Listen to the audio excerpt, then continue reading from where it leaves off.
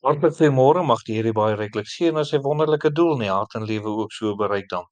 Nou, liewe vriende, wanneer 'n mens so 'n bietjie naby die water kom waar die seekoeie is, sal hulle 'n waarskuwingstekens begin gee. Die eerste daarvan is sekerlik dat hulle in jou rigting nader, draai en dan sal hulle tot jou nader. Die volgende ding wat hulle sal doen is hulle sal hulle bekke oopmaak sonder om enige geluid te maak, net om te wys hoe groot die tande is en hoe groot die bek kan oopgaan. En dit is dan die waarskuwing om te sê oppas, kyk hoe groot kan my bek oopgaan. Moenie naderkom nie, daar gaan moeilikheid wees. Nou liewe vriende, net so is dit ook in ons lewe baie belangrik dat ons moet weet wie ons volg.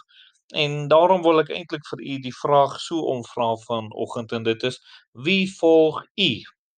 Nou dit kan tweeledig wees, dit kan wees wie u volg, volg u die Here Jesus of volg u die wêreld of die duiwel?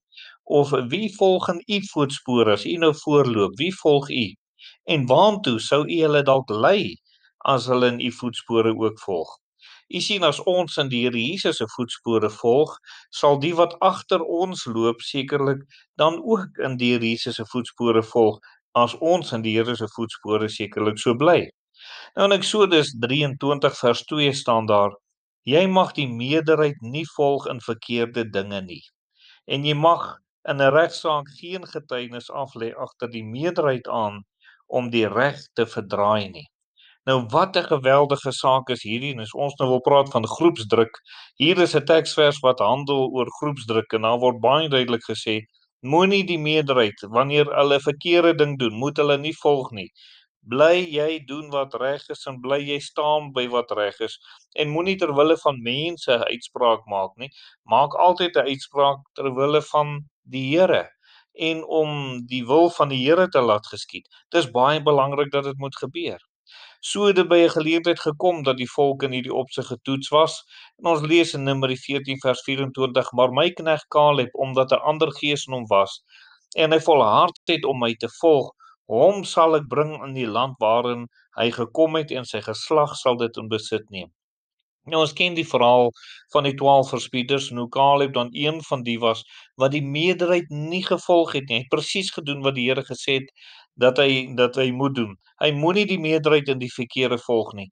En daarom het hy hulle gelei en gesê: "Jong, doen die regte ding. Maak die regte keuse. Ons kan op die Here vertrou." Ongelukkig wou die volk dit nie doen nie en dit het toe nou baie moeilikheid dan gemaak dan ook. Dan is daar 'n opvallende vers in Josua 14 vers 8. 80 jaar later getuig Kaleb, hy sê: "Maar my broers wat saam met my opgetrek het die hart van die volk laat versmelt, terwyl ek volgehou het om die Here my God te volg." Is dit nie 'n wonderlike saak dat hy 80 jaar hierdie getuienis kon gee? Dis 40 jaar nadat hy daar by die beloofde land se grense was en kon ingaan en hulle toe nou weggedraai het. En liewe vriende, en 40 jaar later kom hy in hierdie land en hy sê: "Nee, ek het volgehou om die Here te volg." Inteendeel, hy sê nog 'n besondere getuienis. Hy sê: "Ek so sterk op 80 as wat ek was op 40 jaar." En die wonderlikheid hoe die Here vir hom beloon het oor hy reg gedoen het en die regte leiding ook gegee het.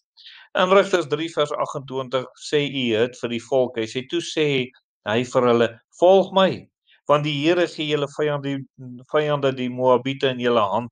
En hulle het agter hom afgetrek en die Moabiete van die druwe van die Jordaan afgesny en niemand toegelaat om deur te kom nie. Kind van die Here, mag u so vandag vir iemand sê: "Volg my." En wanneer hulle u vandag volg, dan gaan hulle saam met u opdaag na die huis van die Here toe. Gaan hulle saam met u opdaag om die Here te soek en die Here te dien. Volg my, kyk wat doen ek hierdie week. Volg my en jy sal sien die vyand word afgesny. Hy kan nie in jou lewe, hy kan nie in jou gebied inkom nie, want die Here gee die oorwinning want ons volg hom. Mag u die regte persoon volg, die Here Jesus, en mag u die wat in die voetspore volg reg lei. Kom ons bid. Ons dierbare Here, baie dankie vir die liefde en die genade. Wil U nie ook gee dat ons net so U getrou sal volg, want dan sal ons ook getrou ander kan reg lei. Amen.